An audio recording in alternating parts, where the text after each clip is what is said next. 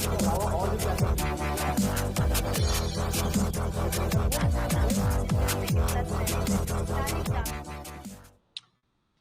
Evening बच्चों, आप सभी को गुड इवनिंग एंड नमस्कार, जय श्री राम।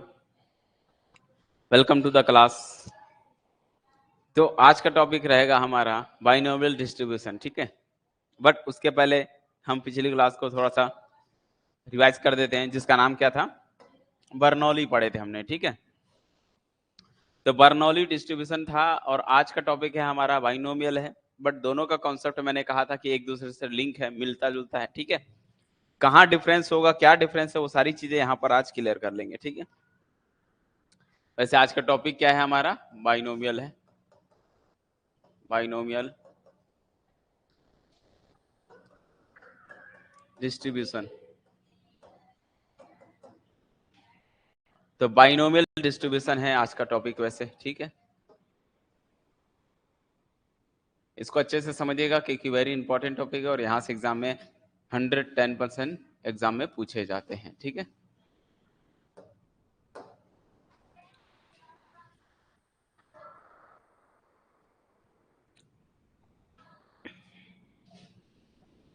चलिए ठीक है, सबसे पहले ये देखो कि बर्नौली डिस्ट्रीब्यूशन में हमने क्या क्या किया था।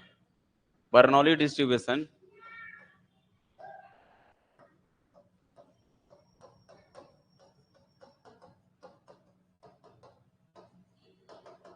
बर्नौली डिस्ट्रीब्यूशन में हमने ये बताया था कि जब आपका ट्रायल कैसा हो, कोई भी ट्रायल करा रहे हो, कोई भी इवेंट्स हो रहा है, उसमें केवल दो ही आउटकम से जब आते हैं तब हम वहां पर बर्नौली यूज करते हैं। केवल 2 आउटकम होते हैं, ठीक है, ओनली 2 आउटकम आते हैं, जैसे लाइक हेड एंड टेल, इस तरह के जब होते हैं तो वहां पर हम क्या यूज करते हैं, बर्नौली डिस्ट्रीब्यूशन यूज करते हैं।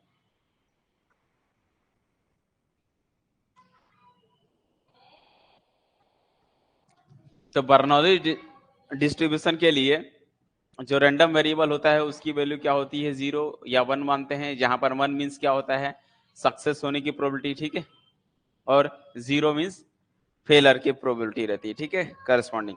तो इसके करस्पॉन्डिंग जो प्रोबेबिलिटी निकलती है x इक्वल x, इसकी वैल्यू क्या होती है भाई, 1/n, ये मैंने सिखाया था। क्या होती है, 1/n के फॉर्म में होती है, बताया था।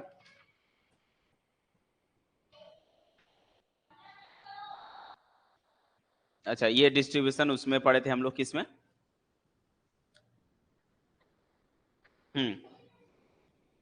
वो प्रोबेबिलिटी 1/n तो डिस्क्रीट में था, ठीक है। तो रैंडम वेरिएबल जब आपका x और 0 होता था तो इसके करस्पॉन्डिंग मैंने क्या बताया था, प्रोबेबिलिटी क्या होती है, ये ले लो, x को 0 और 1 है विथ प्रोबेबिलिटी, क्या होती है, p है। तो अगर ऐसा है तो प्रोबेबिलिटी मास फंक्शन कैसा कैलकुलेट होता था, प्रोबेबिलिटी मास फंक्शन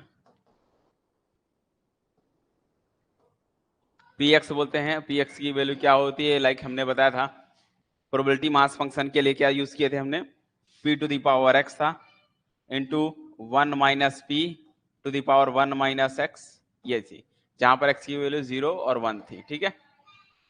और 0 लिखना है कब, अदरवाइज जब इसके अलावा कुछ और होगा तो इसकी प्रोबेबिलिटी जो है 0 होती है। क्लियर है। तो ये जो हमने निकाला था, इसके बाद हमने क्या निकाला, मीन निकाला था, सिखाया आपको। मीन मीन्स x बार होता है, और मीन हमने क्या बोला था, मीन कुछ और नहीं, सिर्फ और सिर्फ p ही आता था। इसके लिए जब आपका कैसा हो, बर्नौली हो, इसको हम लोग ऐसे भी बोलते हैं, ठीक है। जो रैंडम वेरिएबल x है वो फॉलोज कर रहा है, इसका मीन्स फॉलो करना है, इसका मतलब क्या होता है, फॉलो करना है। फॉलो करता है किसको, बर्नौली को, ठीक है। अगर ये बर्नौली को फॉलो करता है और इसका जो है पैरामीटर क्या है, p है, तो इसका मतलब हम लोग यहाँ पर देयरफॉर हम लोग मीन कैलकुलेट करते थे। मीन क्या होता था, p होता था। वेरिएंस क्या था, वेरिएंस ऑफ x भी बताओ, किसी को याद है, इसका वेरिएंस निकालना सीखे थे हम लोग।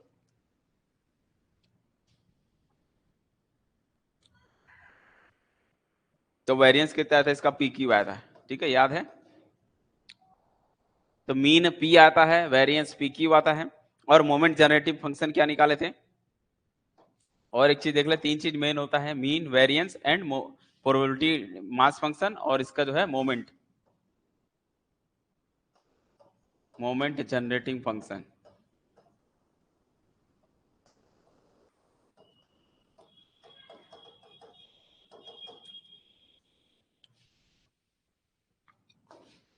मोमेंट जनरेटिंग फंक्शन कैसा रहता है, वो moment of x with random variable x के रिस्पेक्ट में निकालते थे।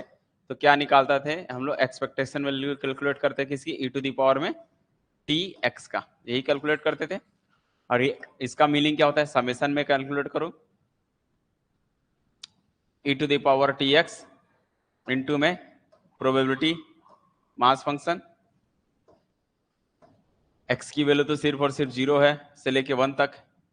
तो बताओ भाई, पुट करोगे तो यहाँ पर e to the power t x था और इसकी वैल्यू क्या होती है समेशन में, शायद मैं इसको बताया था, ई टू द पावर में टी एक्स होता है और पी एक्स की वैल्यू ये लिखनी है अपने को, p to the power x into 1 minus p की पावर 1 माइनस एक्स लिखनी है। तो बताओ, जब आप एक्स की जगह 0 पुट करोगे तो क्या मिलने वाला है, जैसे ही 0 पुट करोगे तो फर्स्ट स्टेप तो ये क्या बनेगा, ई की पावर 0 0 बनेगा, पी की पावर 0 और ये 1 माइनस पी बचेगा सिर्फ, ठीक है, 1 माइनस पी बचने वाला है इसका। तो मैं डायरेक्ट रख देता हूं ई टू दी पावर 0 पी की पावर 0 1 माइनस पी की पावर 1 माइनस 0 प्लस जब 1 पुट करोगे तो ई की पावर टी पी की पावर 1 1 माइनस पी की पावर 1 माइनस 1 हो गया। ओवरऑल देखोगे किसी की पावर 0 होती है तो 1 1 बचेगा, ओनली यहाँ से 1 माइनस पी बच रहा है, प्लस यहाँ से देखोगे तो ई की पावर टी बचेगा, बाकी यहाँ से पी बचेगा, बाकी ये खत्म हो गया, ठीक है। ओवरऑल ए 1 माइनस पी को हम क्या बोलते थे, याद करो, इसको क्यू बोलते हैं बेटा, 1 माइनस पी को क्यू बोलते हैं, q plus p into e to the power t. ये होता है किसका फॉर्मूला, मोमेंट जनरेटिंग फंक्शन का। ये मैं क्यों बता रहा हूं, इसका रिलेट देखो कैसे यहां पर भी होगा, अभी बाइनोमियल में भी देखो अभी कैसे रिलेट करेगा ये।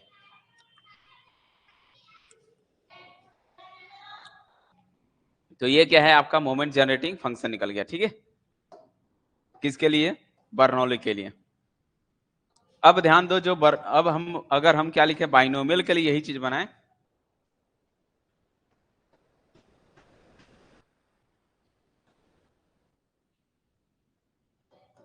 Binomial distribution. तो जब हम बाइनोमियल डिस्ट्रीब्यूशन निकालेंगे तब एक्चुअल में क्या निकलेगा उसके बारे में यहाँ पर देखेंगे, ठीक है। अभी मैं इसका रिलेट कराऊंगा इन चीजों से, ये मैं पिछली क्लास को एक बार रिवाइज करा दिया हूँ कि जब आपका बर्नौली होगा वहाँ रैंडम वेरिएबल एक्स की वैल्यू 0 और 1 होती है, प्रोबेबिलिटी पी होती है, तो उसके इसके लिए हम लोग ये फॉर्मूला यूज करते हैं, ठीक है। मीन की वैल्यू पी ही आती है, वेरिएंस पी क्यू आता है और moment generating function q plus p e to the power t होता है, जहां पर क्यू क्या है, क्यू जो है फेलर की प्रोबेबिलिटी है, पी मींस सक्सेस की प्रोबेबिलिटी है, ठीक है, लाके वहां पर पुट करनी पड़ती है। अब ये चीजें जब हम एक क्वाइन को थ्रो कराया, अब इसका कॉन्सेप्ट ये जानो कि ये आता ही क्यों है, बाइनोमल लगाए क्यों, कब लगाया जाए। अगर मैं बोलूं थ्रोइंग वन डाइस, फर्स्ट ध्यान समझोगे, थ्रोइंग थ्रोइंग वन डाइस, अगर आप एक डाइस को क्या कराते हो, या वन क्वाइन लिख लो, वन क्वाइन, जब एक क्वाइन को हम थ्रो कराते हैं तो सैंपल स्पेस क्या होता है, अभी आप लोग को पता होगा, सैंपल स्पेस हेड आता है, टेल आता है। मैंने एक्स को नाम दे दिया है number of heads, number of head, ये क्या है, हमारे रैंडम वेरिएबल है। तो बताओ रैंडम वेरिएबल क्या क्या हो सकता है, पॉसिबिलिटीज क्या है, तो एक्स की वैल्यू या तो 0 यानी कि ये वाला केस जब हेड ना हो, और एक ये वाला केस जब हेड हो। तो इस केस के लिए प्रोबेबिलिटी कितनी आएगी इन सब की, बताओ, एक्स इक्वल 0 के करस्पॉन्डिंग, इट मींस इसकी प्रोबेबिलिटी, इसका मतलब ये होता है प्रोबेबिलिटी ऑफ एक्स इक्वल 0, इसका मतलब क्या होता है, उनकी प्रोबेबिलिटी बताओ जिसमें एक भी हेड नहीं है। तो एक भी हेड नहीं है मींस टेल की हेड पूछ रहा है, टेल की प्रोबेबिलिटी कितनी होती है, 1/2 हो गई। Probability of x equal 1 means का मतलब है वन हेड होने की प्रोबेबिलिटी, वन हेड होने की प्रोबेबिलिटी कितनी आएगी, तो भी 1/2 आएगा।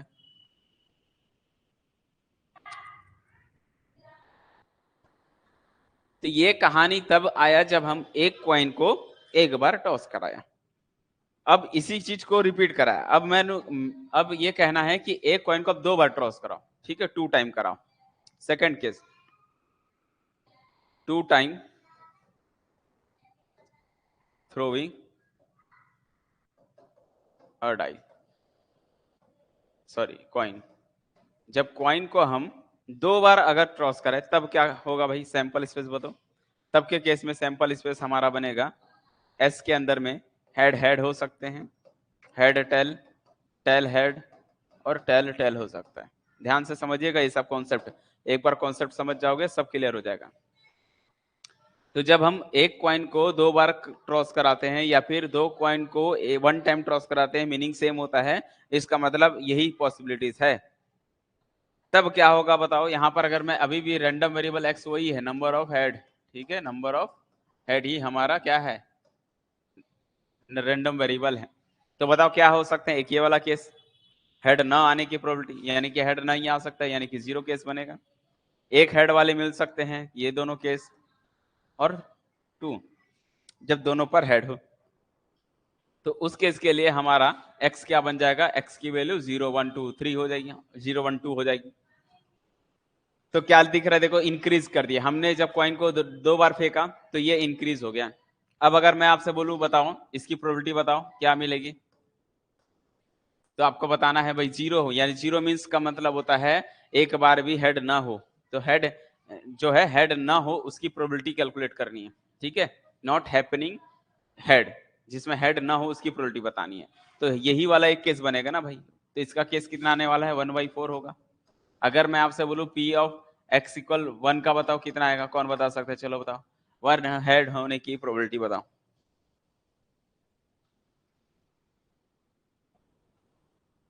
Consist random variable consist 1 head only, उसकी प्रोबेबिलिटी बताओ कितनी होगी, 1 हेड होने की प्रोबेबिलिटी बताओ जब एक साथ 2 कॉइन्स को थ्रो कराते हो।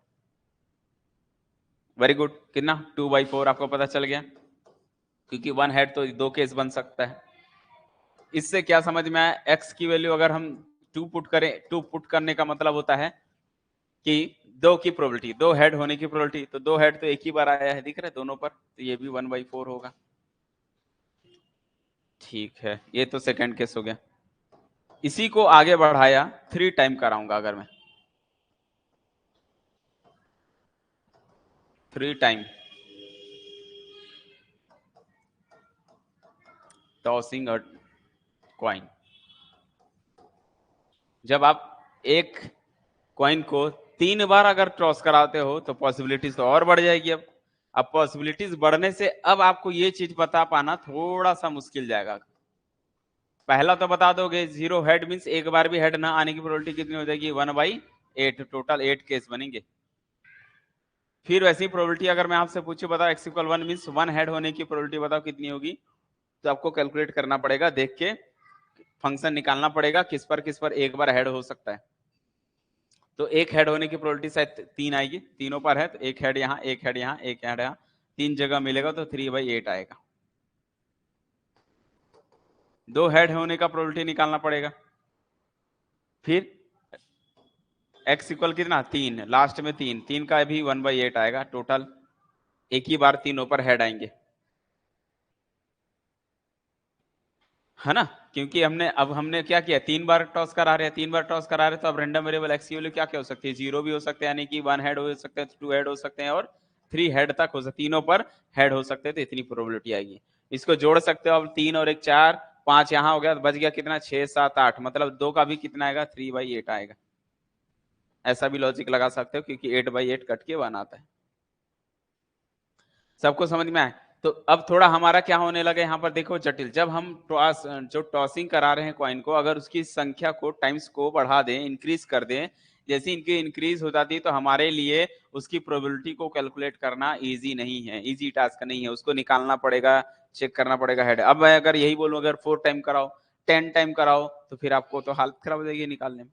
तो ऐसे क्वेश्चन के लिए हम कौन सा यूज करते हैं, बाइनोमियल डिस्ट्रीब्यूशन का यूज करते हैं। और अब बाइनोमियल डिस्ट्रीब्यूशन क्या कहता है, वो ये कहता है कि इसकी अब डेफिनेशन को समझो अच्छे से, ठीक है।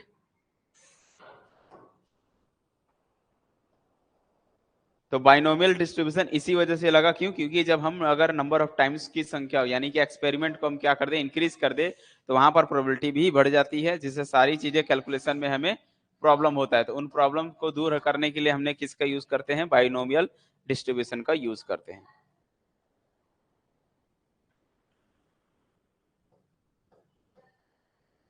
a random variable x follow binomial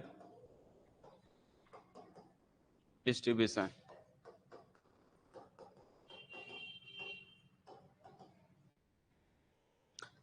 तो मान लो कोई एक रैंडम वेरिएबल x है जो फॉलो करता है किसको, बाइनोमियल डिस्ट्रीब्यूशन को, विथ पैरामीटर, जिसकी parameter means probability, with parameter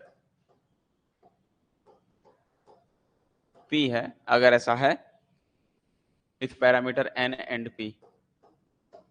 n time क्या है, n इसका मतलब क्या, नंबर ऑफ टॉसेस है या नंबर ऑफ एक्सपेरिमेंट है, ठीक है. n and p if its probability probability mass function is given by, किस तरह से होता है, is given by, हम प्रोबेबिलिटी मास फंक्शन को इस तरह से देते हैं, कैसे, probability of x equal to x, इसकी वैल्यू होती है, अब हमको क्या है, n टाइम थ्रो करा रहे हैं इसीलिए nc x यूज करते हैं, p to the power x use करेंगे, q टू दी पावर, या फिर 1 माइनस p बोल दो, 1 माइनस p की power 1 minus x a, n time minus x कर दो ये. और यहाँ पर x की वैल्यू क्या है, तो यहाँ पर x की वैल्यू 0 1 2 डैश n टाइम होगा, ठीक है.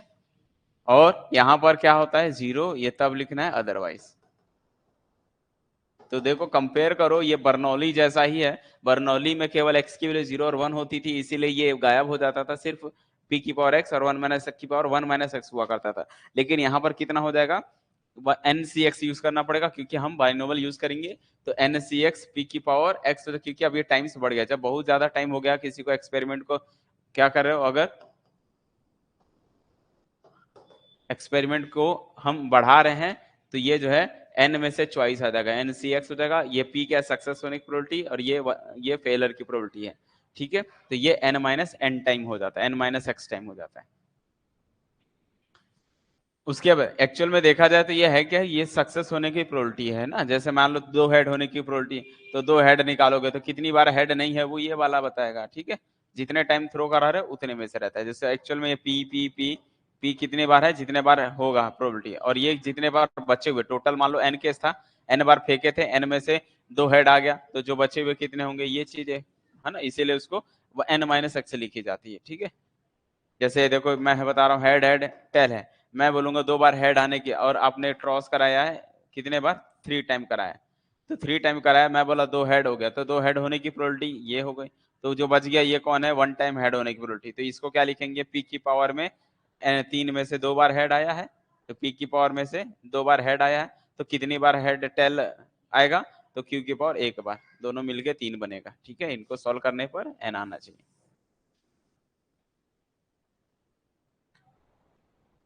ठीक है. यहाँ पर p का मान क्या हो सकता है, 0 से लेके 1 के बीच में रहता है, और q का मतलब कुछ और नहीं 1 माइनस पी ही है, ठीक है. इतनी सी बातें पहले भी हमने कर चुका था. जहां पर अगर आपको लिखना चाहो तो लिख सकते हो, वेयर p क्या है, p is the probability, p is the probability of success,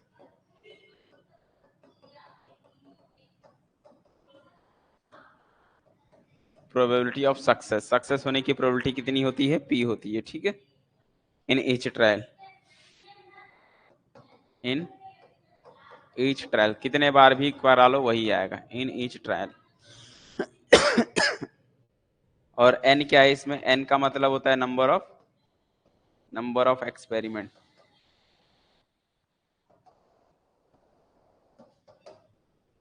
ठीक है.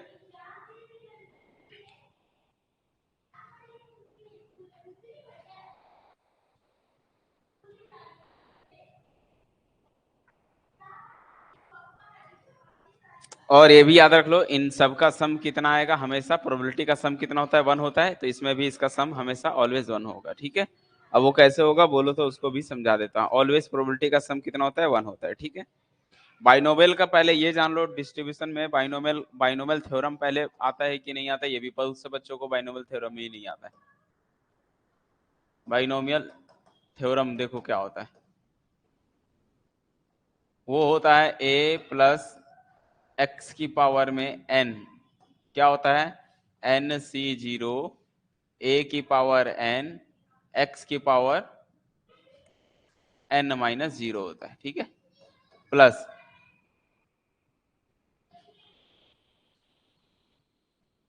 यहां पर जो है फिर क्या होता है, nc1 a की पावर n, एक कम हो जाता है इसमें, और यहां पर एक x आता है, भी इसमें एक कम होता है, ठीक है, तो ये बनेगा आपका n माइनस 1 इंटू एक्स की पावर 1 ये होता है, फिर nc2 a की पावर n माइनस 2 x की पावर n x की पावर 2 हो जाएगा, जितना कम करोगे उतना ये बढ़ाते चलते जाता है, dash dash dash plus ncn a की पावर n माइनस n, तो x की पावर n हो जाएगा। ये है बाइनोमियल थ्योरम, इसको बाइनोमियल थ्योरम बोलते हैं कि a प्लस b की पावर n का मतलब क्या होता है, तो एक बार nc0 लिखते हैं, फिर a की पावर में n होता है, फिर और x यहाँ पर 0 होता है, x की पावर इसमें 0 होती है, ठीक है। फिर जैसे ही क्या करते हैं हम लोग, जब n को 1 टाइम करते हैं तो nc1 होता है, तो a की पावर क्या होता है n माइनस 1, इसकी पावर में एक कम करते हैं तो उसके बदले एक x यहाँ पर आ जाता है, nc2 में a की पावर 2 कम करोगे तो उसके बदले 2 आ जाएगा वहां पर, इसी तरीके से प्रोसेस आगे बढ़ाते जाओगे तो nCn a की पावर n माइनस n ये लिखा जाता है, और यही कॉन्सेप्ट यहाँ पर भी है, ठीक है। अगर मैं बोलूं p प्लस क्यू को देखा जाए, देखो मैं अभी दिखा भी दे रहा हूं कि इसके जगह मैंने ले लिया p प्लस क्यू, ए और बी के जगह p प्लस क्यू ले लिया पावर n, इसका मतलब क्या है, p प्लस क्यू की पावर n का मतलब क्या बनेगा, तो जब आप p प्लस क्यू की पावर n करोगे, हाँ इसको आगे पीछे भी लिख सकते हैं ना, a प्लस बी है तो इसको आप ऐसा भी समझ सकते हो, इसको हम x प्लस n भी लिखते हैं, कोई भी आगे पीछे लिख सकते हो, ऐसा कोई वो मेंशन नहीं है कि हमेशा x वाला ही है, ठीक है। तो मैंने कहा p प्लस क्यू की पावर n का मतलब क्या हो सकता है, तो nc0 p की पावर 0 q की पावर 1, ऐसा मतलब n टाइम q की power n plus nc1 p की पावर 1 हो जाएगा, एक बढ़ेगा तो q की पावर एक कम हो जाएगी, ठीक है, n माइनस 1 होगा, फिर nc2 लिखोगे, p की पावर 2 करोगे तो q की पावर 2 कम हो जाएगी, यही चलते जाता है, प्लस ncn होगा, p की पावर n माइनस n होगा तो q की पावर, p की पावर n होगा तो q की पावर n माइनस n बनेगा, ठीक है। ये चीजें के इसका कंप्लीट है p प्लस क्यू की पावर n का। क्यों ना इसको हम शॉर्टकट में लिख पाएंगे क्या, इसको अगर आप देखो समेशन के फॉर्म में लिख पाऊंगा क्या, समेशन अगर मैं बोलूं x बराबर 0 से n है और इसको n सी x लिख दो, n सी x लिख दो, p की पावर n, p की पावर में x लिख दो, q की पावर में n माइनस x लिख दो, क्या बुरा है, अभी भी तो वही आएगा। अच्छे से देखो सॉल्व करो, जब आप इस सीरीज में x के जगह आप 0 1 2 3 पुट करोगे तो यही मिलेगा, अच्छे से देखो, x की जगह 0 पुट करोगे तो n सी 0, p की पावर 0, q की पावर n माइनस 0 हो जाएगा, इट मीन n बनेगा, फिर 1 डालोगे तो n सी 1, p की पावर 1, q की पावर n माइनस 1, ये बनते जाएगा, मतलब इस चीज को हम ऐसा लिख सकते हैं, और ये है कौन, कुछ नहीं, p प्लस क्यू है, दिख रहा है, दिख रहा है कि नहीं दिख रहा है, ओके, तो मतलब ये इसके इक्वल हो गया, यानी पूरी प्रोबेबिलिटी का सम जो है इसके इक्वल हो गया। अच्छा अगर मैं आपसे बोलूं पी क्यू क्या होता है, आपको पता होगा कि यहां से हम बोल सकते हैं कि ये जो समेशन आया है x इक्वल 0 से लेके n तक का, n सी x आ रहा है, p की पावर x है, q की पावर n माइनस x, ये कुछ और नहीं, nothing but it is a sum of probability, जितनी प्रोबेबिलिटी है सबका सम है ये,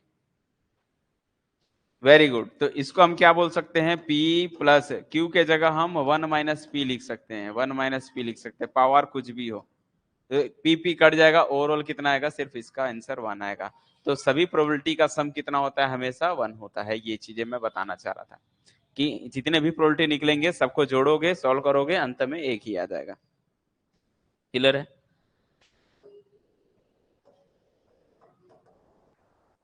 तो सभी का सम हमेशा 1 होना चाहिए, ये कॉन्सेप्ट पहले भी मैंने बताया था, डिस्क्रीट में, डिस्क्रीट से ही स्टार्ट हो चुका था, ठीक है।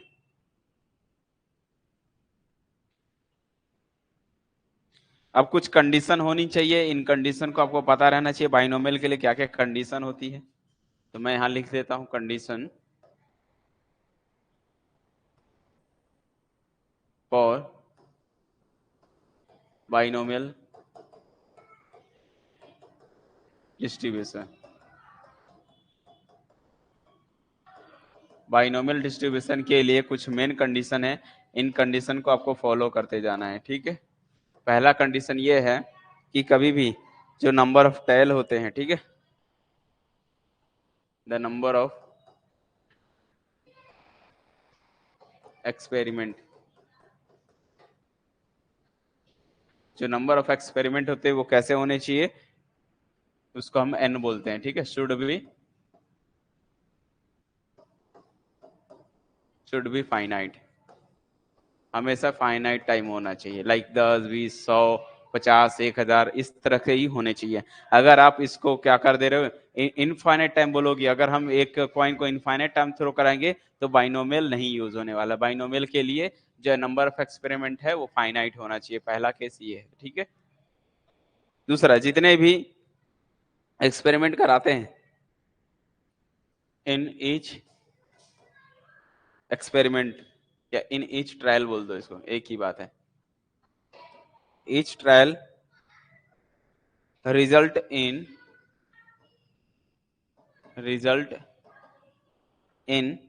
two possible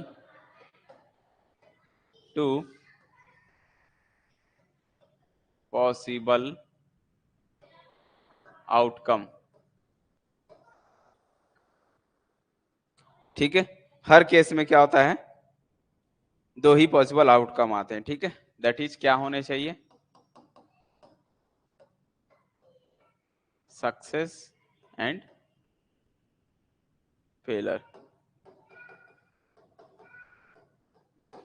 तो हर केस में कोई भी कितने बार भी एक्सपेरिमेंट को कराओ तो जो आपका आउटकम है वो सिर्फ दो ही चांस आना चाहिए, ठीक है, सक्सेस या फिर फेलर। लाइक जैसे कॉइन को थ्रो कराते हैं तो हमेशा हेड और टेल ही आते हैं, ठीक है। इस तरह के ही होने चाहिए आपके ये थर्ड केस। तीसरा केस, दो केस तो ये हो गया, तीसरा केस ये है, जो ट्रायल हैं आपके वो कैसे होने चाहिए, ट्रायल आर इंडिपेंडेंट। ऐसा नहीं कि एक दूसरे पर डिपेंड कर रहा है, एक बार फेंके तो फिर दूसरे पर आने की प्रोबेबिलिटी जो है एक पर डिपेंड कर जाए, ऐसा केस नहीं होना चाहिए, ठीक है। तो ट्रायल्स हमेशा कैसे होने चाहिए, हमेशा इंडिपेंडेंट, ठीक है, trials are independent.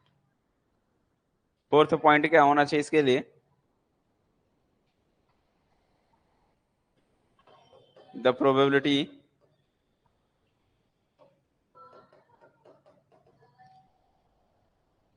Of success, p हमेशा क्या होना चाहिए, is constant for each trial, p is constant for each time, for each trial. हर बार ट्रायल कराओ कुछ भी तो उन सब पर प्रोबेबिलिटी क्या होनी चाहिए, सेम होनी चाहिए, कितनी, ठीक है। एक बार फेंको या दो बार फेंको, हेड आने की प्रोबेबिलिटी जैसे कैसी होती है वो सेम होती है, ठीक है। तो जो प्रोबेबिलिटी जो निकलता है वो कैसी होनी चाहिए, पी। तभी तो हम लोग यहाँ पर यूज करते हैं, मतलब ये जो यूज किए हैं, देखो यहाँ पर पी लिखे हैं, ये पी क्या सक्सेस होने की प्रोबेबिलिटी है। अब कितनी बार भी फेंको, प्रोबेबिलिटी कॉइन्स के लिए कितना होता है जनरली, जैसे 1/2 होता है, तो उसी तरीके से क्या होता है, ये हमेशा के लिए सेम होना चाहिए। दूसरा ले लोगे तो नहीं आएगा, ठीक है। और इट इज डिनोटेड बाई, ये सबसे मेन है, इट इज डिनोटेड बाई, ये सबसे मेन है, किससे डिनोट करते हैं, रैंडम वेरिएबल एक्स जो है क्या कर रहा है, फॉलो कर रहा है किसको, binomial of n comma p, जहां पर एन आपका नंबर ऑफ ट्रायल्स है और पी जो है उसकी प्रोबेबिलिटी है, जो ट्रायल होगा उसकी प्रोबेबिलिटी होने की।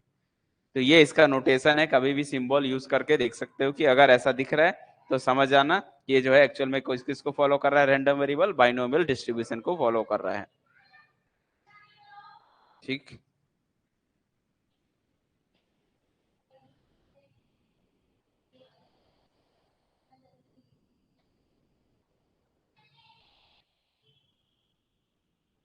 चलो एक क्वेश्चन दूंगा मैं, क्या आप लोग बता पाओगे? देखते हैं, ट्राई करोगे? Question number 1, consider a random experiment. Consider, अभी इसके बारे में मीन वगैरह जानेंगे, बट अभी एक क्वेश्चन पहले सॉल्व करो। Consider a random experiment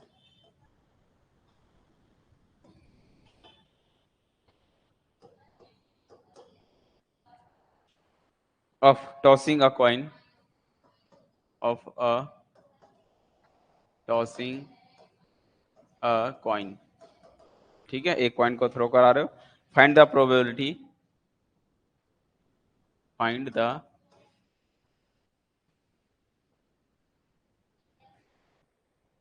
tossing a coin 10 time. ठीक है, फाइंड द प्रोबेबिलिटी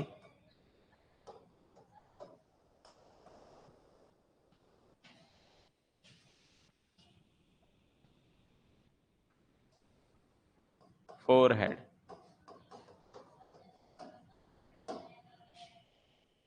चलिए, फोर हेड होने की प्रोबेबिलिटी फाइंड करनी है, ये आपको सॉल्व करना है और आंसर बताना है। अप्रोक्सीमेट भी बता सकते हो, मतलब जैसा रहता है ना, एग्जैक्ट निकालने की जरूरत नहीं है। ट्राई करो, जल्दी से बताओ मुझे क्या आएगा इसका।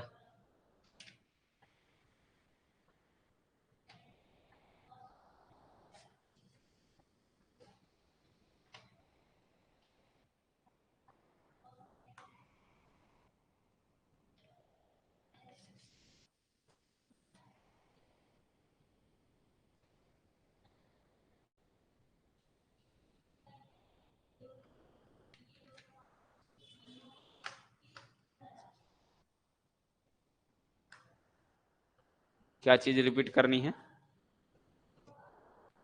रिपीट क्या करना है? कंडीशंस की क्वेश्चन?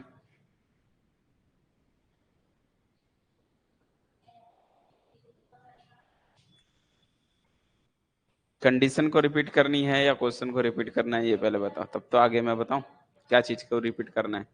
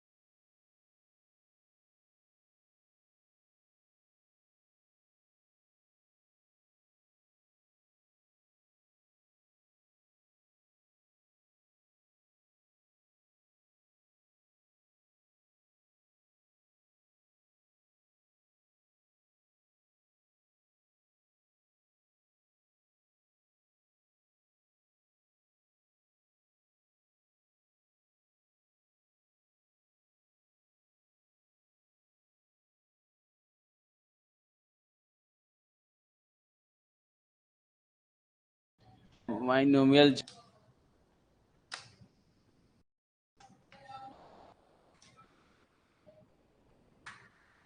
देखो पहले तो कंडीशन को एक बार समझ लो कि बाइनोमियल कंडीशन क्या कहता है, बाइनोमियल तक कब लगाएंगे, कब बाइनोमियल लगाने के लिए कंडीशन क्या है। बाइनोमियल लगाने के लिए कंडीशन ये कि जो आपका जो एक्सपेरिमेंट है वो क्या होना चाहिए, एन वो कैसे होने चाहिए, फाइनाइट होने चाहिए। ऐसा नहीं कि कोई चीज आप रिपीट कर रहे हो और कितने बार कर रहे हो, इनफाइनाइट टाइम कर रहे हो, तो ऐसे केस के लिए बाइनोमियल कभी भी नहीं लगेगा। ठीक है, पहला केस। दूसरा केस कहता है कि जितने भी ट्रायल करा रहे हो तो रिजल्ट जो है शुड बी आउटकम, क्या लिखा है देखो, in each trial should be in 2 possible outcome, जिसमें ऐसे कोई भी ट्रायल कराओगे और रिजल्ट हमेशा 2 ही आउटकम पॉसिबल होने चाहिए। 2 से ज्यादा अगर आउटकम आ रहे हैं तो वो कभी भी बाइनोमियल के लिए वैलिड नहीं है। ठीक है, और ठीक है, दो ही होने चाहिए, लाइक जैसे कैसे एग्जाम सक्सेस और फेलर टाइप के होते हैं, या फिर यस या नो टाइप के होते हैं। ठीक है, द ट्रायल आर, हमेशा जो ट्रायल्स करा रहे हैं वो हमेशा इंडिपेंडेंट। जैसे मैंने एक कॉइन्स को थ्रो कराया तो हेड आया, तो दूसरी बार ट्रायल कराऊंगा तो ऐसा तो नहीं कि भाई अब हेड आ गया तो मैं हेड नहीं आऊंगा टेल ही आऊंगा, ऐसा कुछ है क्या? नहीं, वो तो हेड भी आ सकता है। तो ऐसे इवेंट्स को हम बोलते हैं इंडिपेंडेंट इवेंट्स। तो वो कैसे होने चाहिए, हमेशा इंडिपेंडेंट होने चाहिए। और उनकी प्रोबेबिलिटी कितनी होनी चाहिए, सबके लिए, हर ट्रायल के लिए पी आना चाहिए, सक्सेस होने का प्रोबेबिलिटी पी होता है। ठीक है, उसके इसके लिए इतना होता है। तो इसका नोटेशन सिंबल है एक्स, जो है फॉलो कर रहा है, फॉलो का सिंबल है x is follow to binomial distribution n comma p, जहां एन आपका नंबर ऑफ ट्रायल्स है और p means probability of success. चलिए ठीक है, अब ये क्वेश्चन क्या कहता है, एक रैंडम वेरिएबल है, एक ऐसा एक्सपेरिमेंट है जिसको बोल रहा है टॉसिंग अ कॉइन। आपको पता चल गया कि कॉइन को टॉस कराना है। कॉइन को जब टॉस कराते हैं तो जाहिर सी बात है उसमें आउटकम क्या आते हैं, तो पॉसिबिलिटी सिर्फ 2 ही है, हेड या टेल। 2 आउटकम आते हैं, तो आपको यहाँ से नहीं लग रहा है कि यार 2 आउटकम आ रहे हैं मतलब ये एक तो वैलिड हो गया। दूसरा 10 टाइम लिखा हुआ, 10 टाइम मतलब फाइनाइट नंबर होने चाहिए, लिखा तो है फाइनाइट टाइम होने चाहिए, तो 10 टाइम मतलब 10 बार इसको उछालना है। ठीक है, तो ये भी आपका दोनों वैलिड हो गया। तो फाइंड द प्रोबेबिलिटी 4 हेड, मतलब 4 हेड होने की प्रोबेबिलिटी बताइए। तो अगर आपको अगर ये फॉर्मूला बाइनोमियल का फॉर्मूला नहीं याद रहेगा तो आप इसको 4 टाइम अगर आप करा रहे हो, 4 के निकालने के लिए आपको देखना पड़ेगा कि कहां पर हेड हेड हेड हो सकते हैं, क्योंकि आपने कितने सिक्के कितने बार उछाले, 10 बार, तो 1 2 3 4 5 6 7 8 9 10 होते हैं। इसमें से 4 हेड यहाँ हो सकता है, कहीं भी हेड हो सकता है। तो ऐसे काउंट करना तो इजी है नहीं, नॉट इजी। तो इसको करने के लिए हम क्या करेंगे, बाइनोमियल का यूज करेंगे। और बाइनोमियल क्या कहता है, बाइनोमियल ये कहता है कि भैया इसको ऐसे हल कर लो, किसकी प्रोबेबिलिटी निकालनी है, वो बोलना चाह रहा है x equal 4 head. X means क्या, हेड है, नंबर ऑफ हेड है, नंबर ऑफ क्या, हेड है। ठीक है, तो एक्स इक्वल 4 की प्रोबेबिलिटी क्या होती है, फॉर्मूला आपके सामने बैठाया था, क्या था, एन सी एक्स था। एन आपका कितना है, एन आपका 10 है। इसमें आपको पता चल गया कि एन क्या होता है, एन की वैल्यू कितनी है, एन की वैल्यू इसमें 10 है। और कॉइन में जो सक्सेस होने की प्रोबेबिलिटी, हेड होने की प्रोबेबिलिटी कितनी होती है, सबको पता है 1/2 ही होती है।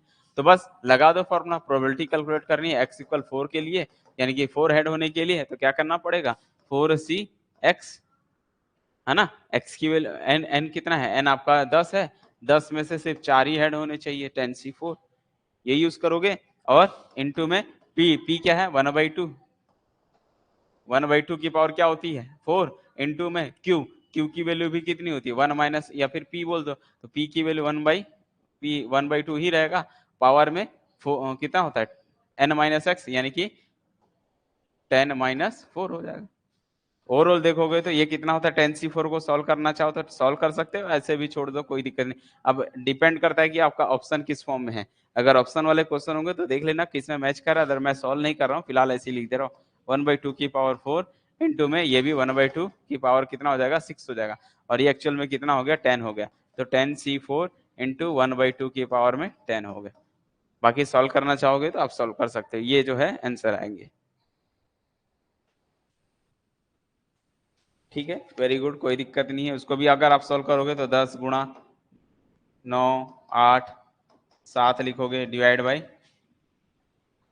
4 3 2 1, ऐसा सॉल्व करोगे, इनटू में 1/2 की पावर 10 करोगे। अब ये काटना है तो काट दो, 4 दूनी 8, ऐसे ऐसे कटेगा, 3 3 9 कटेगा, 3 गुणा 7 गुणा 10 कर लो और डिवाइड बाई 1 2 की पावर 10 आएगी। ठीक है, सॉल्व करना चाहें तो अपन सॉल्व कर सकते हैं। एक एक 10 से काटोगे तो एक 10 से, तो एक 2 5 6 10 हो जाएगा, इधर से एक 10 कट जाएगा, 2 की घात 9 हो जाएगा। सिंप्लीफाई करना चाहो कर सकते हो, मैं ओवरऑल आंसर बता रहा हूँ, इस तरह से आएंगे आंसर।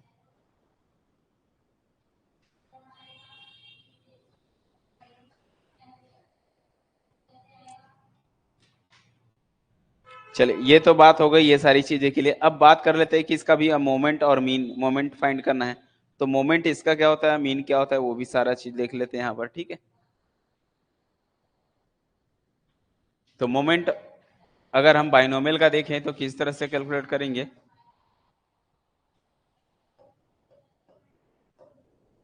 मोमेंट में दो चीज देखना है अपने को, मीन और वेरिएंस देखना है, ठीक है।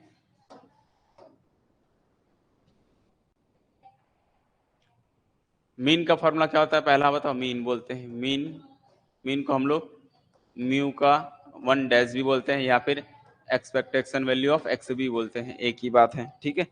तो अगर हम इसका सॉल्यूशन दे तो क्या निकलेगा, कैसे सॉल्व कर सकते हैं। आपको पता है कितने टाइम करा रहे हो थ्रो, एन टाइम करा रहे हो, तो इसको एक्चुअल में एक्स क्या है, एक्स तो बहुत सारे लोग का सम है, x1 plus x2 plus plus xn, n variable होंगे जो भी होंगे, और सबका जो है ये सारे आपस में इंडिपेंडेंट है, तो इंडिपेंडेंट है तो इनको अलग अलग लिख सकते हो, x1 plus expected value of x2 plus plus expected value of xn, ऐसा लिख लो। उसके बाद क्या कर सकते हो, इसको क्या कर सकते हैं, इसको बता। सबकी प्रोबेबिलिटी पता होगा, इस सबकी प्रोबेबिलिटी कितनी है, p, तो क्या बनेगा p plus p plus p plus plus p, कितने टाइम है, n टाइम है, तो np आ गया। तो ये है मीन का फॉर्मूला मिल गया। तो कभी भी मीन बोले, मीन फाइंड करना हो तो क्या कर देना है, जिसमें n आपका क्या है, नंबर ऑफ ट्रायल है, या नंबर ऑफ टॉसिंग है, या फिर नंबर ऑफ एक्सपेरिमेंट है, और p जो है सक्सेस होने की प्रोबेबिलिटी है, तो बस इसका मल्टीप्लाई कर दोगे तो मीन निकल जाएगा। अथवा में आपके पास अगर और दूसरा रास्ता है तो यहाँ से भी ये चीज अगर नहीं सोल्व कर पा रहे हो तो यहाँ से भी आप लिख सकते हो, ठीक है। Expected value of x means क्या होता है, याद करो, समेशन बताते हैं, एक्स बराबर 0 से लेके कहाँ तक, n तक लिखना है, और x इंटू प्रोबेबिलिटी इसके करस्पॉन्डिंग, ऐसा। तो यहाँ से भी सॉल्व कर सकते हो, आ जाएगा, ठीक है। इसको सॉल्व करने में थोड़ा टाइम लगेगा, लेंदी प्रोसेस है, इसलिए मैं ये शॉर्टकट ट्रिक सिखा दिया कि x को हम लोग x1 प्लस x2 xn लिख सकते हैं, कि n टाइम इसको क्या करा रहे हैं, थ्रो करा रहे हैं, इस वजह से। अगर आप ऐसे यूज करना चाहो तो ऐसे भी यूज कर सकते हो मीन, कोई दिक्कत नहीं। तो क्या आएगा बताओ, यहाँ से भी देख लो, कोई इशू नहीं है। समेशन अपने जगह रहेगा, n बार x की जगह हम क्या पुट करेंगे, 0 से लेके कहाँ तक, n तक जाएंगे, x अपने जगह रहेगा, और p मतलब क्या होता है, NCx होता है, और p to the power x है, तो फिर यहाँ पर क्या है, 1 माइनस p की power 1 minus n minus x, यही था फॉर्मूला। अब इसमें हमको क्या पुट करते जाना है, 0 1 2 3, बट मैं 0 1 2 3 पुट नहीं करूंगा, इसको थोड़ा और सिंप्लीफाई करूंगा, 0 से लेके n तक, इसको x है, तो यहाँ पर क्या कर सकते हो, देखो इसमें से n जैसे लिखते हैं ना, 5c3 है, तो 5c3 को क्या लिख सकते हो आप, 5 into 4 into 3 divide by 3 into 2 into 1 लिख सकते हैं। तो मैं इसको अगर छोड़ दूं तो ये क्या बन जाएगा, 2 स्टेप है, तो 4 और 3 है, तो कहीं ना कहीं मैं इसको ऐसे लिख सकता हूँ ना, 5c3 को क्या लिख सकता हूँ, 5/3 इंटू 4c3 4c2, एक एक कम करके लिख सकते हैं, ठीक है। तो मैं यहाँ पर क्या लिख रहा हूँ, देखो ध्यान दो, तो मैं इस चीज को ऐसे लिख सकता हूँ, तो यहाँ पर NCx को क्या लिख सकता हूँ, n-1, एक मिनट, तो यहाँ पर हम क्या लिख सकते हैं इसको, NCx को n बाहर कर दो, x बाहर कर दो, और इसमें से n-1 CX-1 लिख सकते हैं। बात आई समझ में, ये चीजें कर सकते हैं अभी जो मैंने बताया फॉर्मूला के हिसाब से। उसके बाद यहाँ पर क्या है बताओ, पहले से क्या है, यहाँ पर p है, p की पावर में x है, मैं इसको क्या लिख सकता हूँ, p की पावर में x-1 बोल दो, और 1 माइनस p है, इसकी पावर में n-1 minus x minus 1, n-1 x-1 कर रहा हूँ, बात एक ही है, देखो कट जाएगा ये, जब आप ब्रैकेट ओपन करोगे तो अंदर जाएगा +1 और a-1 कैंसिल हो जाएगा, वही चीज है, ठीक है। यहाँ पर मैंने क्या किया हूँ, p इसको भी सॉल्व कर रहा हूँ, p की पावर में x-1 +1 कर रहा हूँ, एक जोड़ दे रहा हूँ और एक घटा दे रहा हूँ, ठीक है। इसको ऐसे भी लिख सकते हो, x-1 इंटू में p लिख सकते हैं, p की पावर में एक जोड़ दिया और एक घटा दिया। ऐसा करने से यही चीज है कि यहाँ पर अगर आपको सॉल्व करना है बाइनोमियल के फॉर्म में तो इस तरह से सॉल्व करना ही पड़ेगा। अब क्या क्या इसमें से देखो, कटेगा, कुछ कैंसिल होगा, कट के आपको दिख रहा है कि ये कैंसिल हो गया, तो कौन कौन बच गया, यहाँ पर x से कोई रोल नहीं है, तो ये n और ये p बाहर हो गया, np बाहर कर दिया, तो क्या बच गया, समेशन। अब ध्यान देना, जब हमने एक स्टेप पीछे किया तो ये कम हो गया। अब ये सीरीज जो है n = 1 से स्टार्ट हो जाए, क्योंकि हमने एक स्टेप को खोल दिया है। जब एक स्टेप काट दिए तो ये n-1 c x-1 से बन गया, तो ये n से n-1 बन गया। ये सीरीज चेंज हो जाएगी, एक एक कम हो जाएगी ऊपर से नीचे से, क्योंकि इसका first term and last term वही आना चाहिए ना भाई। n के जगह n पुट करोगे तो क्या आता है, n ही आता है। तो इसमें भी पुट करने पे n-1 है, एक स्टेप पीछे हुआ, एक स्टेप इधर से। तो मैंने एक एक स्टेप क्या किया, सामने का हटा दिया, तो इसलिए तो हमने np बाहर कर दिया। उसके बाद यहां से देखोगे तो क्या बन गया है, n-1 c x-1 p की पावर x-1, और यहां से हम क्या बोल सकते हैं, 1 - p की पावर n-1 माइनस x-1, ये बचा हुआ। और ओवरऑल इसको हम क्या लिख सकते हैं बताओ।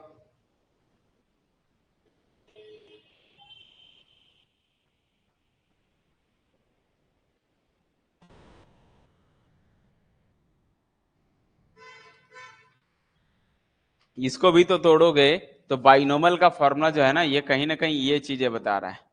ये जो है बाइनोमल के, जैसे अभी मैंने आज का पहला सवाल जब बताया था आपको, ये देखो ये बताया था p + q की पावर n को तोड़े थे, तो ये तोड़ के हम लोग इस फॉर्म में लिख सकते हैं। देखो p + q की पावर n है, तो 0 से लेके n है, n c x है, ये पावर x है, q की पावर n - x है। तो यहाँ पर हम क्या लिख सकते हैं, जो अगला अभी ये वाला है, इसको अगर हम तोड़ें तो ये भी क्या बनेगा, सेम वैसी p + q, q का पावर कितना बनने वाला है, पावर में देखो एक एक कम है, तो ये कहाँ से स्टार्ट हो जाएगा, q + p बनता है पहले, ठीक है। तो p प्लस, इसको q बोलो या q + p बोलो, इसका पावर कितना आएगा, n-1 बनेगा। ये n-1 के लिए बनेगा सिर्फ। अगर आप बाइनोमल से तोड़ोगे तो यही मिलने वाला है। और ये एक्चुअल में है कितना बताओ, p q जो है 1 - p होता है, तो कैंसिल होके 1 ही आने वाला है, सिर्फ और सिर्फ कौन बचेगा, np बचेगा। तो ऐसे भी बना सकते हैं, बट ये लेंदी प्रोसेस है कैलकुलेट करना। और इजी प्रोसेस ये है कि जो मीन होता है वो म्यू डैश x होता है, वो e of expectation of x होता है। और x यहाँ पर क्या होता है, बहुत सारे वेरिएबल, क्योंकि n टाइम थ्रो करा रहे हो, n टाइम थ्रो करा रहे हो, तो फर्स्ट टाइम के लिए, सेकंड टाइम के लिए, ऐसे n टाइम। जब ये नहीं होता, एक टाइम थ्रो कराते तो बस x लिखी जाती। एक से ज्यादा टाइम थ्रो करा रहे हैं तो इसकी वजह से x1 x2 ऐसे xn होंगे। और यहाँ पर हम लोग पढ़े थे लीनियरिटी प्रॉपर्टी से, इसको इंडिविजुअली सम के अलग अलग कर सकते हैं। इंडिविजुअली सम के अलग करने के बाद ईच रैंडम वेरिएबल के रिस्पेक्ट में प्रोबेबिलिटी कितनी होती है, p। हमने पहले ही पढ़ लिया था, बाइनोमियल में p ही होता है, क्योंकि एक बार थ्रो कराओ या 2 बार थ्रो कराओ, हेड की प्रोबेबिलिटी जो है, हमको एक बार 2 बार से मतलब नहीं होता है क्वाइन में हेड होने की प्रोबेबिलिटी कितनी होती है, सेम होती है। सिमिलरली ऐसे में जो भी बाइनोमियल यूज होगा, सबके लिए प्रोबेबिलिटी सेम होनी चाहिए, कितनी होगी, p कितने टाइम, n टाइम होगा। तो ये इसको सॉल्व करोगे तो np बोलते हैं। 2 बार जोड़ते हो तो 2p, 3 बार जोड़ते हो 3p, 4 बार जोड़ते हो 4p, n बार जोड़ोगे तो np बोल देंगे। तो ये जो है सिंपल फॉर्मूला है, अगर आप याद करना चाहो तो याद लो कि मीन जो है, कभी भी बाइनोमियल होगा तो मीन कैसे कैलकुलेट करेंगे, np। अब बच गया क्या, वेरिएंस। अब मैं इस मेथड से यूज नहीं करूंगा, मैं डायरेक्ट बता रहा हूं। अगर मैं बोलूं वेरिएंस भी बताओ दूसरा, क्योंकि दूसरा मेन होता है वेरिएंस। और वेरिएंस का फॉर्मूला क्या होता है कि वेरिएंस ऑफ x का अगर वेरिएंस कैलकुलेट करना हो तो उस केस के लिए क्या होगा, मैं डायरेक्ट लिख रहा हूं np³ होता है। ठीक है, क्या होता है वेरिएंस, np³ होता है। इसको हम सॉल्व करने नहीं बैठ रहे, हमको सॉल्यूशन नहीं चाहिए, हमको तो बस टारगेट है सॉल्यूशन कि हमको लास्ट में फाइनल कैसे निकालेंगे।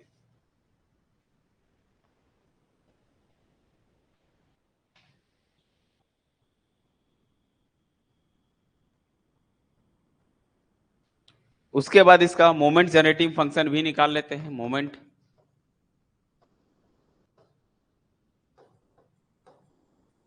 जनरेटिंग फंक्शन, इसका भी निकाल लो। बर्नौली का तो निकाल ही लिए थे, बाइनोमियल का भी निकाल लेते हैं कि मोमेंट जनरेटिंग फंक्शन क्या होता है। तो भाई आपको पता होगा कि ये x जो रैंडम वेरिएबल है वो फॉलो करेगा बाइनोमियल को। बाइनोमियल मींस n और p होते हैं, ठीक है। तो इसका जो मोमेंट होता है वो क्या निकलता है, मोमेंट ऑफ x t। इसका फॉर्मूला क्या होता है, expectation of e to the power में tx होता है कि नहीं होता है। और सेम प्रोसेस से इसकी वैल्यू को सॉल्व करोगे तो कितना बनेगा, ये भी पुट कर दो, समेशन x बराबर 0 to n और e टू द पावर में tx इंटू ये इसके लिए करस्पॉन्डिंग फॉर्मूला क्या होता है, प्रोबेबिलिटी क्या होता है, NaCx p to the power में x 1 माइनस p की पावर में n माइनस x होता है कि नहीं होता है? ये भी x है, ये भी x है, इनको एक साथ कैसे बना सकते हैं हम? तो summation x equal 0 to n, अच्छे से देखोगे NaCx लिख रहा हूं, e to the power tx है, p की पावर x है, दोनों से x बाहर निकालोगे तो ओवरऑल क्या बनेगा, ये सिर्फ और सिर्फ p e की पावर t छोड़ दो, पूरे की पावर x ही है। इसको सॉल्व करेंगे, p की पावर x बनेगा, e की पावर tx लिखो या e की पावर tx साथ में आ जाएगा, यही आ जाएगा। बचा कौन, 1 माइनस p की पावर में n माइनस x हो गया। अब इसको हम क्या लिख सकते हैं, सोचो। तो जब इधर होगा तो इसको हम क्या लिखते हैं, यही तो लिखते हैं q प्लस, ये एक्चुअल में बाइनोमियल है, q प्लस p की पावर में n होता था, लेकिन p के जगह रिप्लेस हो जाएगा p e की पावर t से, तो p e to the power t से रिप्लेस होगा, पावर में n होती है, तो ये मोमेंट जनरेटिंग फंक्शन निकल गया। किसके लिए, बाइनोमियल के लिए। तो पूरी कहानी में अगर आप अच्छे से गौर करोगे तो बर्नौली और बाइनोमियल में सिर्फ n का डिफरेंस आया, ये n बताता है नंबर ऑफ टाइम्स है। जब हम बर्नौली में यूज किए थे तो देख लो, बर्नौली में मैंने क्या लिखा था, बर्नौली में प्रोबेबिलिटी कितनी थी, बर्नौली के लिए पर प्रोबेबिलिटी कितनी आई थी, p आई थी, ठीक है। मीन कितना आया था इसका, जो है मीन यहाँ पर नहीं है, मीन यहाँ पर होगा स्टार्टिंग में। देखिए जब हम बर्नौली यूज किए थे, बर्नौली पे मीन कितना था, p, और बाइनोमियल में कितना आया, np आया, क्योंकि हमने n टाइम थ्रो कराया था और ये 1 टाइम थ्रो कराया था, तो 1 टाइम होने से 1p आया था, और n टाइम थ्रो कराएंगे तो np आ गया। सिमिलरली वेरिएंस इसका pq आया था, तो उसका वेरिएंस कितना आया था, npq आया, क्योंकि n इसलिए आ जा रहा है क्योंकि हमने उसको n टाइम थ्रो कराया था, और यहाँ पर ये जो है सिर्फ और सिर्फ 1 टाइम थ्रो कराया था, तो इसका वो जनरलाइजेशन मेथड ही बोल सकते हो, या बाइनोमियल का ये जो है सिर्फ फर्स्ट टर्म है, n की वैल्यू अगर हम फर्स्ट टर्म यानी कि एक टाइम थ्रो कराएं तो ऑटोमेटिक क्या बन जाता है, बर्नौली बन जाता है, और एक से ज्यादा बार टाइम थ्रो कराते हो एक्सपेरिमेंट को तो वो जो है आपका बर्नौली चला जाता है। मोमेंट जनरेटिंग फंक्शन इसका भी देखो, q plus p e to the power t आया था, और उसका कितना आया, q plus p e to the power t की पावर में n चल गया, ये 1 टाइम है करके इसलिए 1 टाइम है, वो n टाइम है तो इसलिए उसका n आया। तो दोनों कैसे हैं, सिमिलरली हैं, मतलब अगर हम चाहें बाइनोमियल को ही हम क्या बोल सकते हैं, बर्नौली बोल सकते हैं, कब, जब हम n की जगह 1 पुट करते हैं, if n equal 1 then this process is called Bernoulli's distribution. समझ में आया?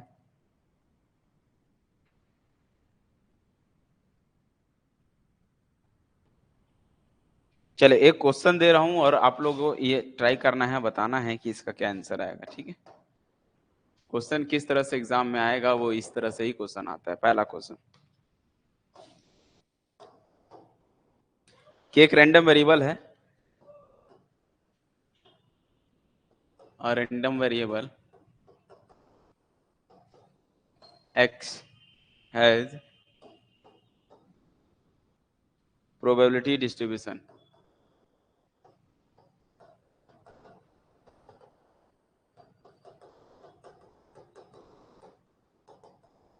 और प्रोबेबिलिटी डिस्ट्रीब्यूशन दिया हुआ है p ऑफ x इक्वल 10। इसको देखो कई कई ऑथर जो है ना, ये जो NCX है ध्यान देना, NCX को ऐसे ना लिख के NX लिख देते हैं और ऐसा ब्रैकेट बना देते हैं, ठीक है। ये समझ जाना, दोनों सेम ही होता है और कुछ नहीं है, ठीक है। तो मैं यहाँ पर आपको समझाने की कोशिश करूंगा, 10x लिखा हुआ है, ऐसा ब्रैकेट बना हुआ है, और यहाँ पर 1/2 की पावर x लिखा हुआ है, और यहाँ पर जो है 1/2 की पावर में 10 माइनस x, और x की वैल्यू जो है यहाँ पर 0, 1, 2 से 10 तक है।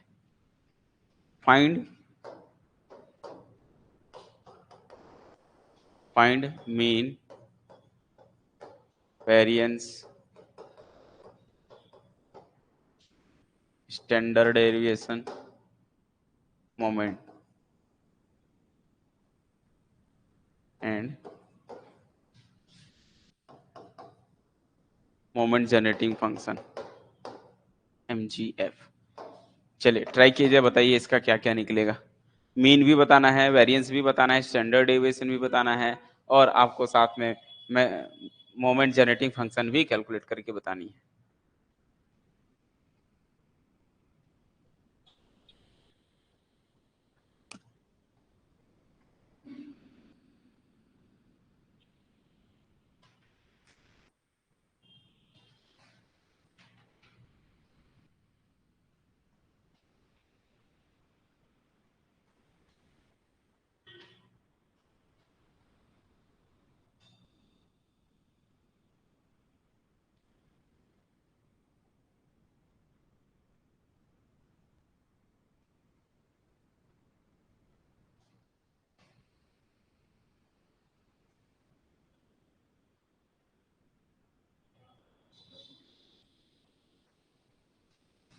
चलिए जल्दी ट्राई कीजिए और मेरे को बताइए इसका क्या आने वाला है।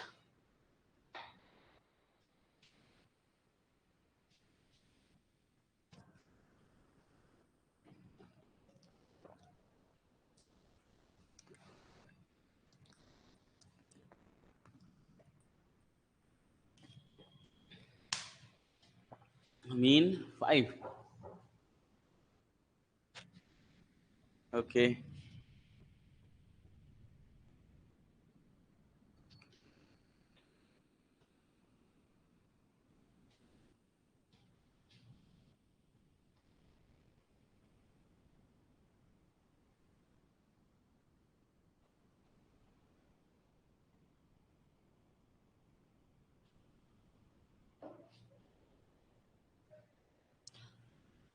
तो योगेश ने बता दिया मीन जो है 5 पाएगा और वेरिएंस जो है 5/2 आएगा। स्टैंडर्ड डेविएशन जो है 1/1.58 आ रहा है।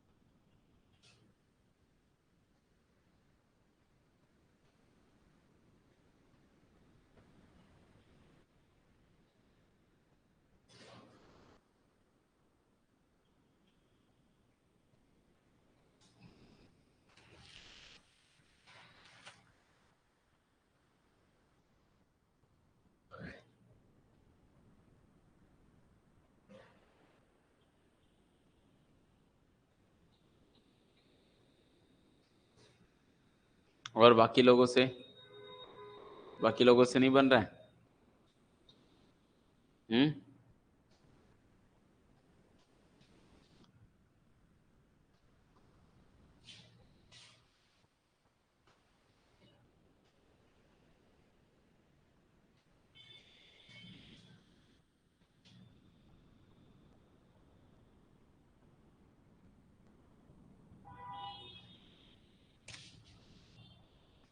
सिंपल क्वेश्चन है, बताओ भाई।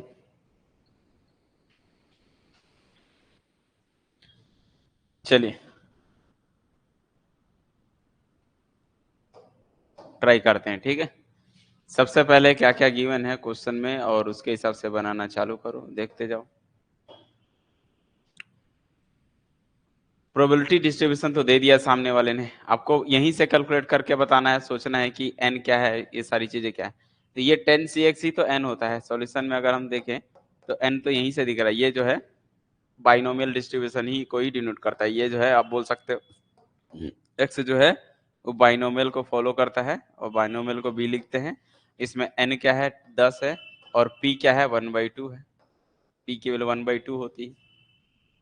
तो यहीं से पता चल गया n का मान कितना है भाई 10 है और p का मान कितना है 1/2 है। अब क्या क्या चीजें बोली है, q का मान भी कितना हो गया, यहाँ से 1/2 ही है क्योंकि q ये है होता है। तो पहला बोला है मीन, मीन का फॉर्मूला क्या होता है, मीन कुछ भी नहीं होता है, np होता है। और n आपका कितना है 5 है, p का मान है n का मान 10 है और p का मान 1/2 है। ओवरऑल सॉल्व करोगे तो 5 आ जाएगा। तो मीन तो मिल गया 5। समझ में आया कि नहीं?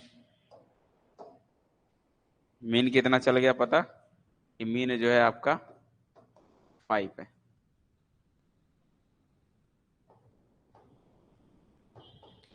मीन के बाद क्या बचा? वेरिएंस। वेरिएंस का फॉर्मूला क्या होता है? N P Q.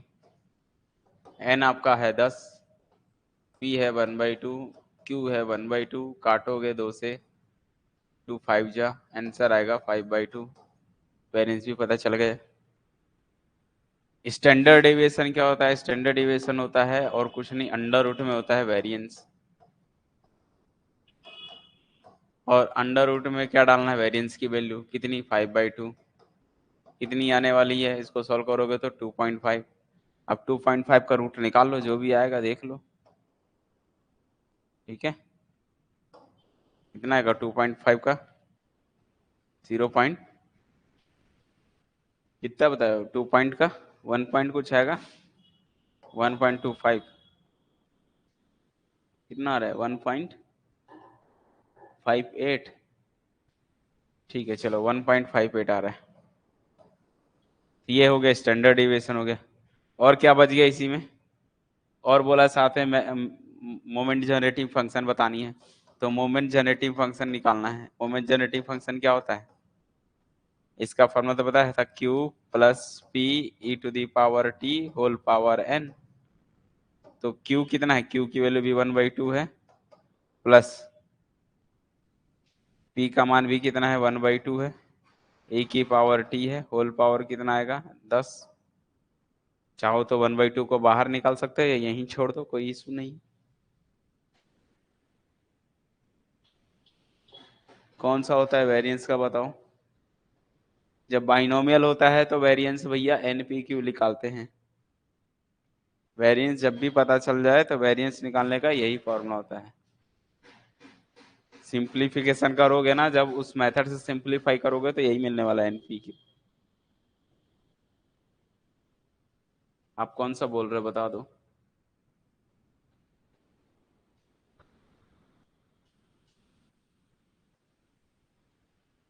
हर जगह मैंने वेरिएंस अलग अलग बताया, इसको हमने कैरेक्टराइज कर दिया है ना। बाइनोमियल है तो अलग, मोनोमी और बर्नौली है तो अलग, डिस्क्रीट है तो अलग। हर जगह हमने इसको अलग अलग करके बताया ताकि आप उसको क्या कर सकते हो, सेपरेट कर देने से क्या हो जाता है कि एग्जाम में अगर आएगा क्वेश्चन तो डायरेक्टली हम कर पाएंगे। एक मेथड से फिर करने बैठेंगे तो काफी टाइम लग जाएगा। इसको कैरेक्टराइज कर देने से क्या फायदा होता है कि अगर आपको पता चल गया कि बर्नौली है तो डायरेक्ट वेरिएंस निकल जाएगा, और बाइनोमियल है तो अलग निकल जाएगा। सारी चीज के लिए अलग अलग हमने सीखा हुआ है। ठीक है,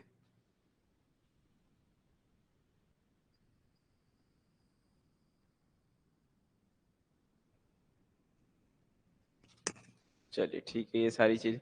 और ये याद रखना है, यूनिकनेस थ्योरम यही कहता है कि uniqueness of moment generating function. Moment generating function के लिए यूनिकनेस थ्योरम क्या कहता है?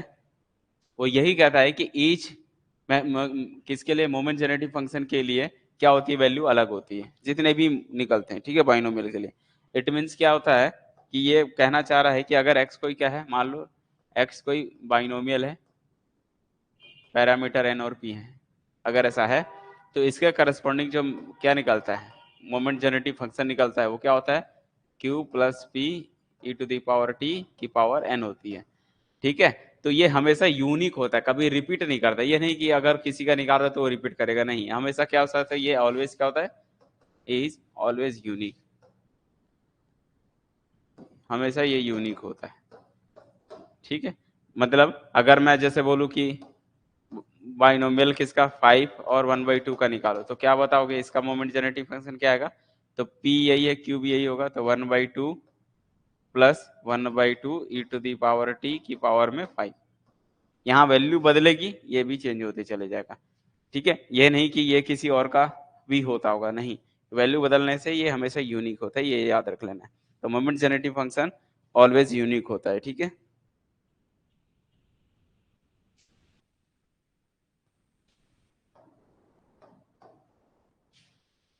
If moment generating function is not exist, कभी कभी एग्जिस्ट नहीं होता किसी किसी फंक्शन के लिए, ठीक है। अगर नॉट एग्जिस्ट होता है देन वी कैलकुलेट इसके करस्पॉन्डिंग कैरेक्टरिस्टिक फंक्शन।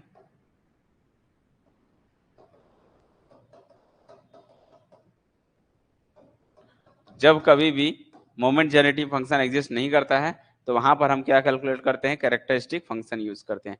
और कैरेक्टरिस्टिक फंक्शन कुछ और नहीं, कैरेक्टरिस्टिक फंक्शन बता देता हूं क्या होता है। कैरेक्टरिस्टिक फंक्शन, कैरेक्टरिस्टिक फंक्शन को जनरली एक न्यू फंक्शन से नाम से डिनोट करते हैं, फाई एक्स टी। लगभग सेम ही होता है, अंतर कुछ नहीं है, इसी जैसा ही है। बस ये क्या होता है, q plus e to the p e to the power में माइनस आई टी हो जाता है, ठीक है। इन शॉर्ट इसको ऐसे ही बोल सकते हैं, expectation of e to the power minus है। इमेजिनरी के लिए रहता है ये, ठीक है। तो यहां पर हम लोग क्या करते हैं, इमेजिनरी के लिए निकालते हैं, इसको ऐसे भी लिख सकते हो, पाई एक्स बराबर expectation of e to the power में माइनस आई टी, ठीक है। माइनस नहीं रहता है, माइनस नहीं रहता है आई टी एक्स, मतलब ई टू द पावर में टी एक्स लिखते थे ना, वहां पर आई टी एक्स आ जाएगा, बस और कुछ नहीं। ये कभी कभी यूज होता है बट ये बहुत मुश्किल से मिलेगा, ऐसा खोजना पड़ेगा, ठीक है।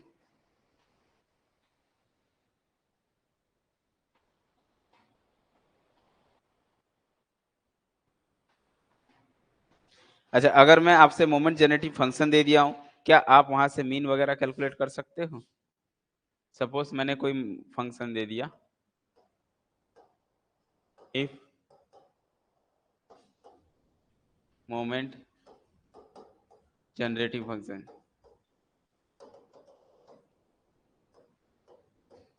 Moment generating function of random variable, किसी रैंडम वेरिएबल x के लिए मोमेंट जनरेटिंग फंक्शन गिवन है, और वो वैल्यू कितनी दे दिया जाए, अगर आपको 3 plus e to the power t whole power cube divide by 64, find mean and variance. चलिए ट्राई कीजिए, you will try then you got answer.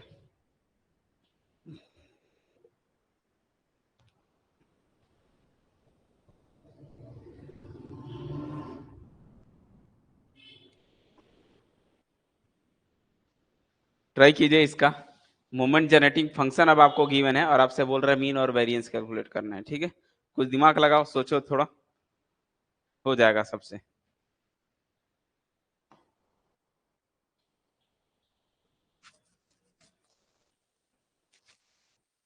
आपको पता करना पड़ेगा कि ये किसका मोमेंट जनरेटिव फंक्शन है।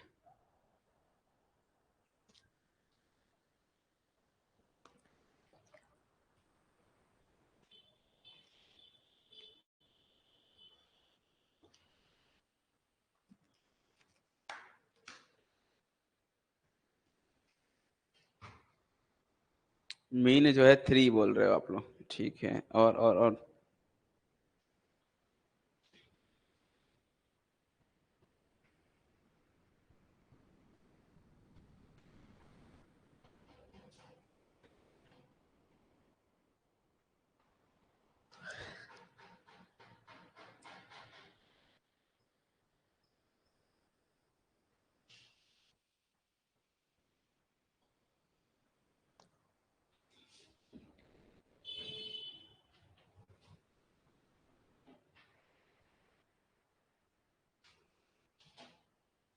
शुभम ने कहा 3, रंजीत ने कहा 3, योगेश ने कहा 3, शुभम ने वेरिएंस भी बता दिया 3, वेरिएंस योगेश ने बता दिया 9, योगेश ने स्टैंडर्ड डेविएशन भी बता दिया 3।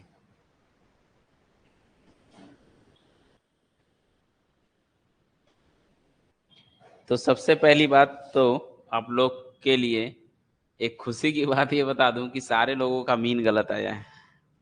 अब तक आपने जितने लोगों ने भी मीन बताया, मीन सबका गलत है, रॉन्ग आंसर है मीन। जब मीन ही गलत बता रहे हो तो मैं वेरिएंस क्या चेक करूं? हो सकता है सही हो। अच्छा 9 होगा, ठीक है। सोचो सोचो, थोड़ा सा लॉजिक है क्वेश्चन, लॉजिक समझ गए तो काम बन गया। लॉजिक नहीं समझ पा रहे, पकड़ नहीं पा रहे हो लॉजिक क्या है क्या नहीं है। 81 क्या है? 81 मीन है? हम्म।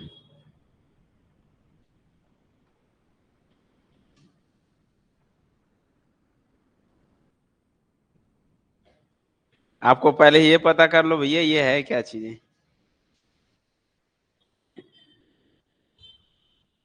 अभी भी गलत बता रहे हैं, अभी भी गलत बता रहे हैं।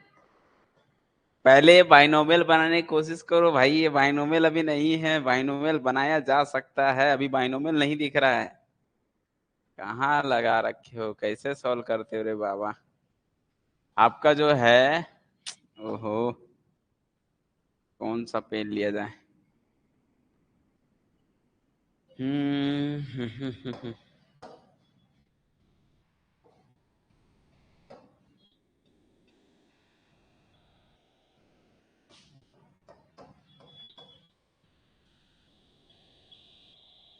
अभी भी गलत, अभी भी इतना देर में भी गलत बताया हूँ।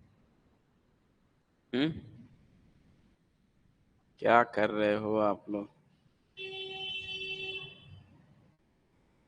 चले, सबसे पहले ये ध्यान दीजिए, ये जो x है वो बाइनोमियल को डिनोट नहीं कर रहा है। क्यों? क्योंकि यहाँ पर होल पावर n होती है। बाइनोमियल के लिए मैंने फॉर्मूला दिखाया ना, देखो कैसा दिखता है, ये है मोमेंट जेनेटिक फंक्शन। बाइनोमियल का कैसा दिखता है? सामने में था, जस्ट सामने में। कंपेयर करना था बेटा, कंपेयर करके बताना था कि p क्या है, q क्या है, n क्या है।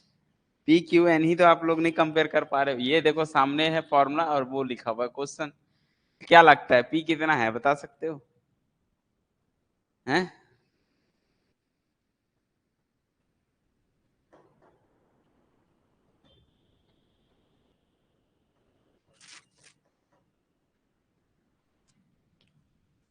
बताओ बताओ बताओ, एक्स टी। इससे और इससे कंपेयर करो। पी बताओ कितना है, पी क्यू और एन बताओ।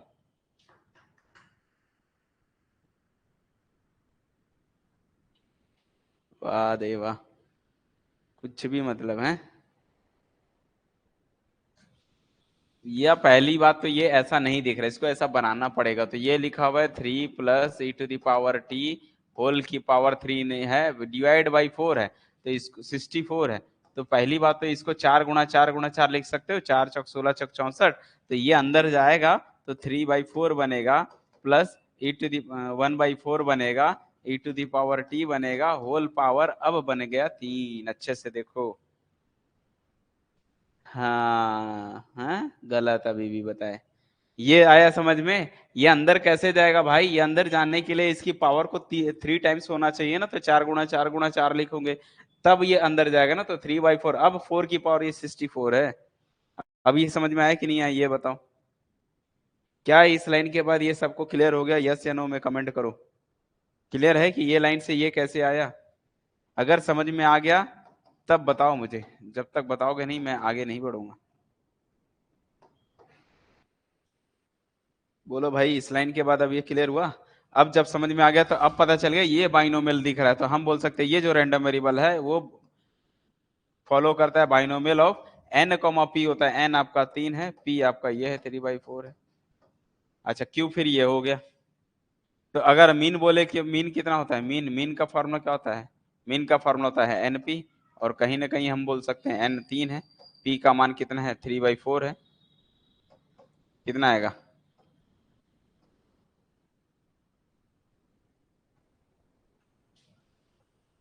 अभी भी कुछ मिस्टेक, एक मिनट। यहाँ पर ये क्यू होता है, यहाँ पर एन बाइनोमियल क्या होता है? बाइनोमियल बोलो भाई, फॉर्मूला के हिसाब से देखो।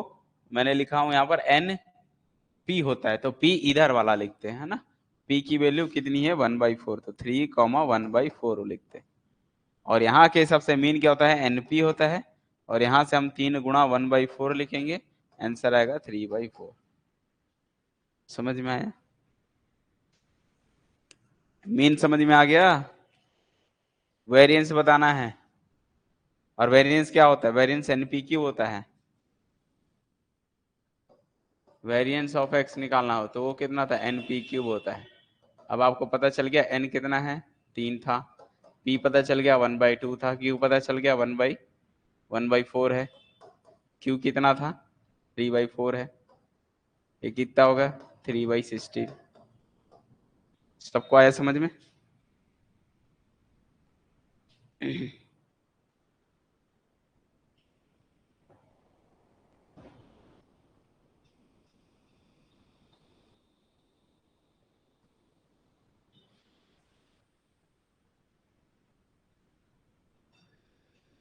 तो सबको समझ में आ गया बाइनोमियल का कॉन्सेप्ट? ओहो, लो भैया, हमसे भी गलती हो जाती है कभी कभी। हम्म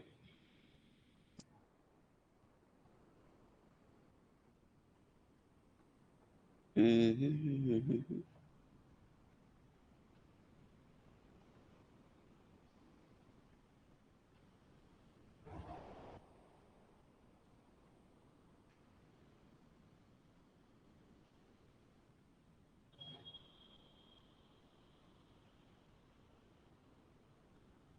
क्या ये चीजें समझ में आया कि नहीं, जल्दी बताओ।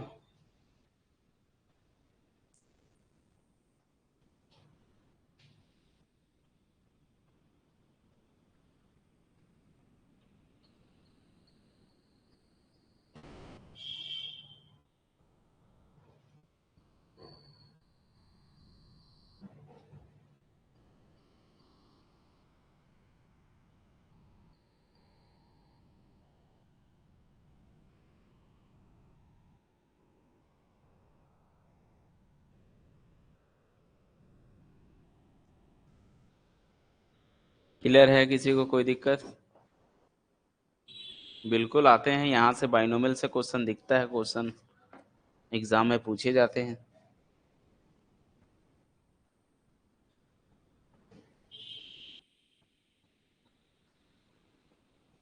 हम्म,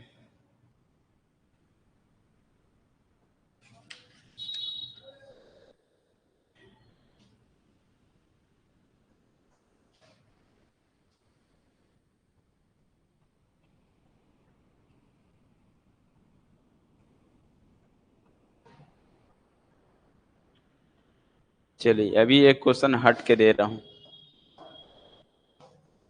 question number 2, let x be a random variable, let x be a random variable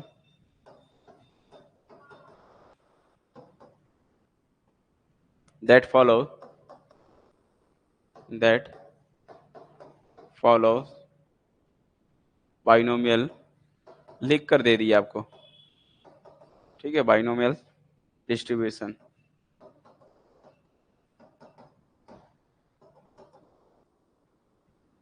with expectation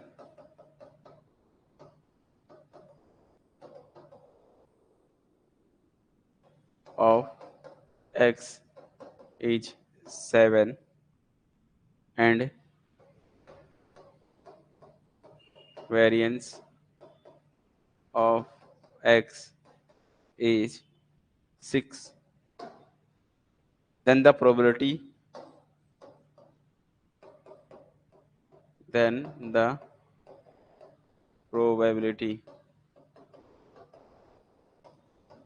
of success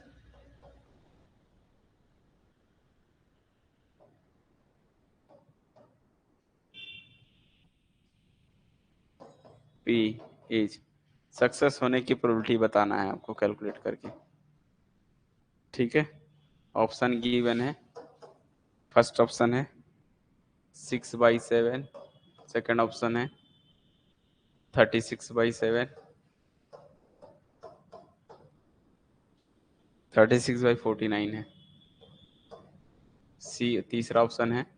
third option 1/7 and last fourth option है 1/49। चलिए ट्राई कीजिए और मेरे को आंसर बताइए इसका क्या आएगा। क्वेश्चन तो क्लियर है सभी लोग को, ऐसा तो नहीं किसी को क्वेश्चन ही डाउट है, क्वेश्चन नहीं समझ में आ रहा है तो बता दो। क्वेश्चन में बोला है एक्स कोई रैंडम वेरिएबल है और जो फॉलो करता है बाइनोमियल डिस्ट्रीब्यूशन को, मतलब एक्स जो है बाइनोमियल डिस्ट्रीब्यूशन को फॉलो करता है, जिसके लिए एक्सपेक्टेशन दे दी हुई है एक्स की 7 है और वेरिएंस दे दिया हुआ है 6 है, तो आपको प्रोबेबिलिटी ऑफ सक्सेस बतानी है। यानी कि उसमें पी की वैल्यू कितनी होनी चाहिए, जो पी की वैल्यू होती है ना उसकी वैल्यू पूछ रहा हूँ। जल्दी बताओ ट्राई करके। पी की वैल्यू 1/7। ओके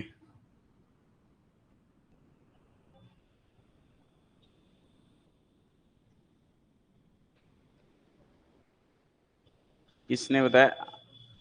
आशीष ने बताया कि 1/7। 1/7। अच्छा मेरा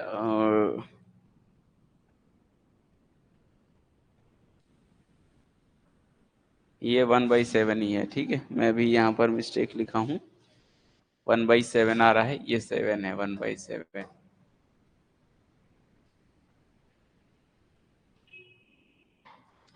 तीसरा ऑप्शन करेक्ट है। ओके तो बाइनोमियल मेरे ख्याल से आप लोगों को कॉन्सेप्ट समझ में आ गया होगा, बस आप लोग को क्वेश्चन अटेंड करने हैं। टॉपिक तो मैंने समझा दिया है, हालांकि इस क्वेश्चन में इतना सिंपल क्वेश्चन दे दिया है कि पूछो मत। इस क्वेश्चन में देखो मीन दिया हुआ है, मीन मतलब होता है मीन, मीन का फॉर्मूला हम लोग बाइनोमियल डिस्ट्रीब्यूशन में भी बताना है, ठीक है। सबसे पहले तो ये देखो एक्स जो है वो फॉलो करता है किसको, बाइनोमियल ऑफ क्या होता है, एन और क्यू, एन और पी होता है, ठीक है।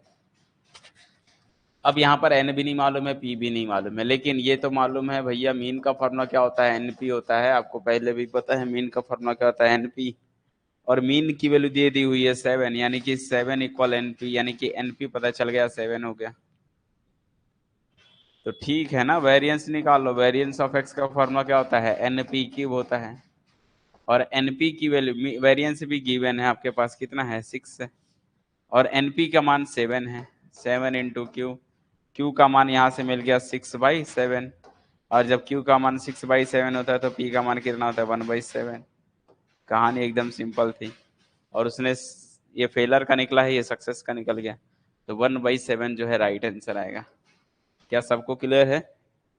क्या आप सभी लोगों ने यही अप्रोच किया था कि कुछ और अप्रोच किया है? इसी तरीके से हल किया, यस या नो बताओ, जिसने भी सॉल्व किया है।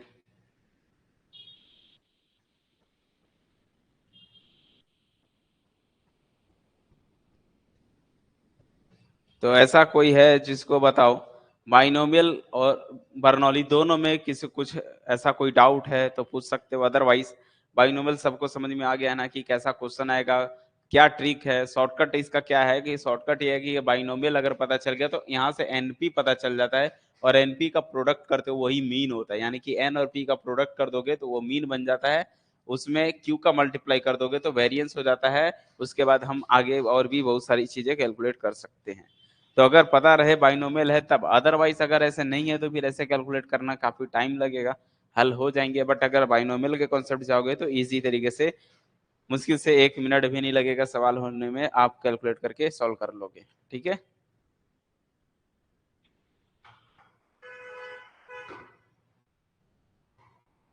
क्लियर है सभी बच्चों को, कहीं दिक्कत तो नहीं? तो आज के लिए इतना ही है, नेक्स्ट क्लास में मिलेंगे फिर, पॉइजन वाला एक क्लास लेना है, ठीक है। तो बाइनोमियल तो क्लियर हो गया है।